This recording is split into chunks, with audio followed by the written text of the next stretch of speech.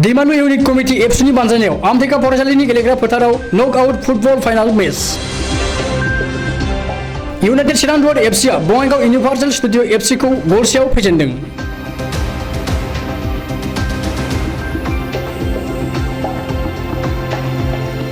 चिरां जिल्लानि आमथेखा फरायसालिनि गेलेग्रा फोथाराव इउनाइटेड चिरां दुवार आरो इउनिभार्सल स्टुडिअ बङाइगाव हानजानि गेजेराव नकआउट फुटबल फाइनाल गेलेनाया जोबनानै थांबाय।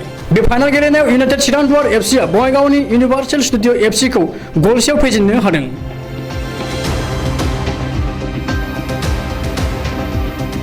मख'नो गोनांदि आमथेखा दैमालु इउनिट कमिटि एबसुनि बानजायनायाव बे नकआउट जोलुर बादायलायनाया थांनाय आगस्ट दाननि 22 अक्ट'निफ्रायनो जागायजेनदोंमोन। दिनै 1 सेप्तेम्बर बृहस्पतिबार खालि नकआउट फाइनाल मेचआ बेलासि समाव जानानै थाङो।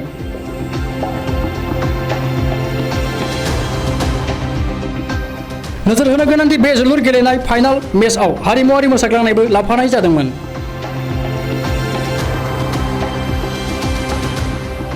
जोबोर गाजा गोमजायै जालांनाय बे फाइनाल मेचआव देरहासार जानो हानाय हानजानो नोगोद 60,000 रांनि चेक आरो मोनसे ट्रफी होनाय जादों।